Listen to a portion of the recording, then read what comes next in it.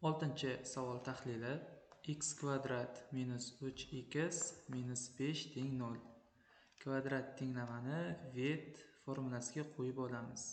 Vetga ko'ra ildizlar yig'indisi 3 ga, ikkita ildizi ko'paytmasi ozod xat minus 5 ga teng. Shunga ko'ra x1 ni kvadrati ko'paytirilgan x2 qo'shilgan x1 ko'paytirilgan x2 ni kvadrati ifodani qiymatini hisoblashimiz kerak. Yig'indidagi ikkita ifodadan umumiy x1 ko'paytirilgan x2 ni umumiy ko'paytuvchi qilib qavsdan tashqariga chiqarib olamiz.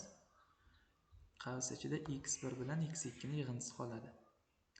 Ildizlar ko'paytmasi minus 5 ga, ildizlar yig'indisi 3 ga teng. Minus 5 ni 3 ga ko'paytirsak minus 15. Javob.